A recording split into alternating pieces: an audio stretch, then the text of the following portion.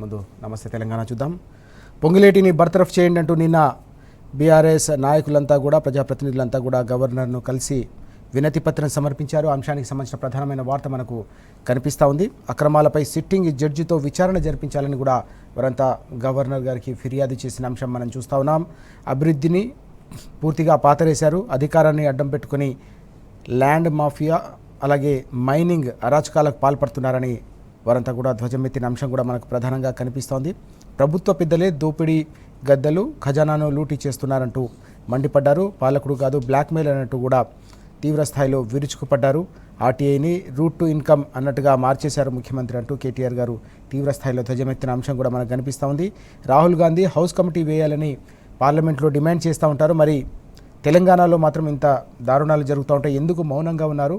Congress CM ఏమో ఇక్కడ తెలంగాణలో వద్దంటారని కూడా ధ్వజమెత్తిన అంశం మనకు కనిపిస్తూ ఉంది. అసెంబ్లీలో బీఆర్ఎస్ గొంతు నొక్కి తప్పించుకున్నారు, కానీ ప్రజాక్షేత్రంలో మాత్రం వదిలిపెట్టే ప్రసక్తి లేదని బీఆర్ఎస్ వర్కింగ్ ప్రెసిడెంట్ కేటీఆర్ గారు నిన్న తీవ్ర స్థాయిలో ఆగ్రహం వ్యక్తం చేసిన అంశం మనకు ఇక్కడ కనిపిస్తూ ఉంది. అవినీతి సర్కార్పై న్యాయస్థానాలను కూడా ఆశ్రయిస్తామని చెప్పి స్పష్టం చేశారు. ఓవైపు ప్రజాక్షేత్రంలో తెలంగాణ సమాజాన్ని ఏకతాటిపైకి తీసుకొచ్చి వారందరినీ సంఘటితం చేసి ప్రభుత్వంపై, ప్రభుత్వ అవినీతిపై పోరాటాలు రానున్న రోజుల్లో మరింత ఉధృతం చేస్తామని కూడా కేటీఆర్ గారు వెల్లడించిన అంశాలు మనకి ఇక్కడ కనిపిస్తూ ఉన్నాయి.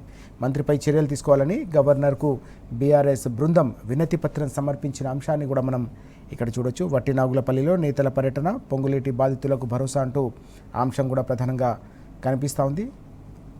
వట్టినాగులపల్లిలో తమ భూములను బలవంతంగా లాక్కునే ప్రయత్నం చేస్తున్నారంటూ అక్కడ బాధితులంతా కూడా కేటీఆర్ గారి దృష్టికి, బీఆర్ఎస్ పార్టీ దృష్టికి తీసుకొచ్చిన నేపథ్యంలో నిన్న బీఆర్ఎస్ నేతల బృందం అంతా కూడా వారిని ఓదార్చింది, వారికి భరోసా కల్పించిన అంశం కూడా కనిపిస్తూ ఉంది.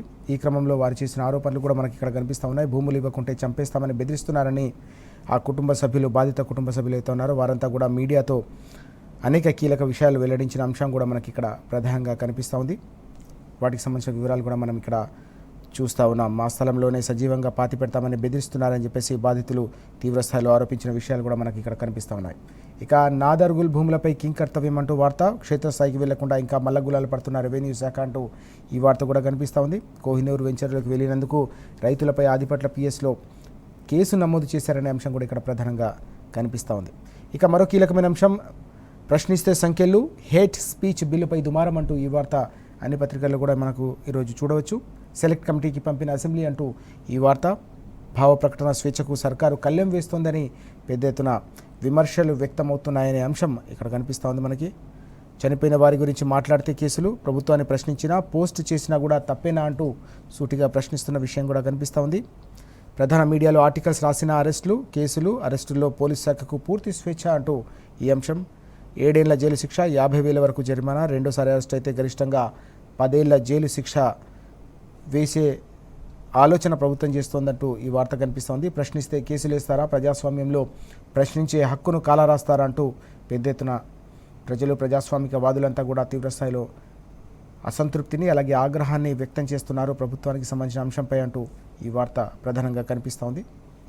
అలాగే క్యాబినెట్ అవుట్ ఆఫ్ స్టేట్ అంటూ మరో వార్త కూడా మనం చూస్తూ ఉన్నాం. ఇక్కడ 5 రాష్ట్రాల ఎన్నికల ప్రచారానికి రాష్ట్రంలోని మంత్రివర్గం అంతా కూడా వేరే రాష్ట్రాలకు తరలి వెళ్ళింది, పరిపాలనను పూర్తిగా గాలి కొదిలేశారంటూ ఈ వార్త. కేరళకు సీఎం మంత్రి పొంగులేటి అజరుద్దీన్, తమిళనాడు ఎన్నికల బాధ్యతలు ఉత్తమ్కు, పుదుచేరికి భట్టి, పొన్నం ప్రభాకర్ పయనం అంటూ అనేక మంది మంత్రులంతా కూడా, ముఖ్యమంత్రి సహా అనేక మంది మంత్రులంతా కూడా ఇతర రాష్ట్రాల్లో కాంగ్రెస్ ఎన్నికల ప్రచారానికి వెళ్ళిన నేపథ్యంలో తెలంగాణకు సంబంధించిన పరిపాలన కావచ్చు, తెలంగాణకు సంబంధించిన ప్రజలకు సంబంధించిన అంశాలు కావచ్చు, వీటన్నిటినీ కూడా పరిపాలన పూర్తిగా పక్కన పెట్టి ఏకంగా కాంగ్రెస్ ఎన్నికల ప్రచారంలో రాష్ట్ర ప్రభుత్వం అంతా కూడా మునిగి తేలుతుందనే వార్త కూడా మనకు కనిపిస్తూ ఉంది. అలాగే 1వ తేదీ నుంచి జనగణన చేపట్టాలనే ప్రభుత్వ నిర్ణయానికి సంబంధించిన వార్త. మొదటి విడతలో గృహ గణన జరగబోతోంది. 33 ప్రశ్నలతో వివరాల సేకరణ. తెలంగాణలో ఇది మే 11 నుంచి జూన్ 9 వరకు ఇంటింటి సర్వే నిర్వహించాలనే ఆలోచన కూడా మనకు కనిపిస్తూ ఉంది. అలాగే జల్ జీవన్ నిధులు వాడుకోలేదంటూ వార్త. తెలంగాణ సర్కార్ తీరుపై కేంద్ర జలశక్తి మంత్రి తీవ్రస్థాయిలో అసంతృప్తి వ్యక్తం చేశారనే అంశం కూడా మనకు కనిపిస్తూ ఉంది.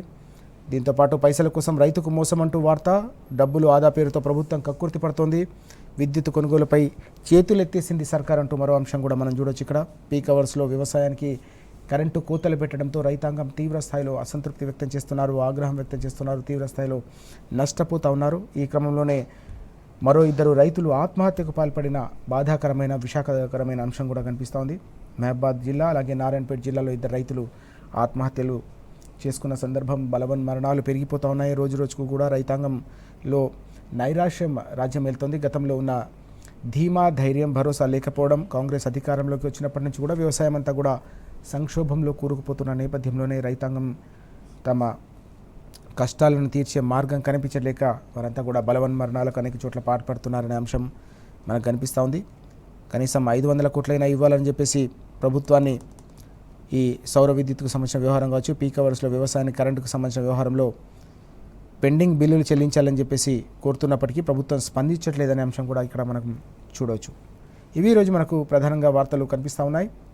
రాష్ట్ర ఆర్థిక పరిస్థితికి సంబంధించిన వార్త కూడా మనం ఇక్కడ చూడొచ్చు. ఆర్థిక పరిస్థితి తీవ్ర స్థాయిలో ఆందోళనకరంగా ఉందనే అంశం కూడా మనకు ప్రధానంగా కనిపిస్తూ ఉంది.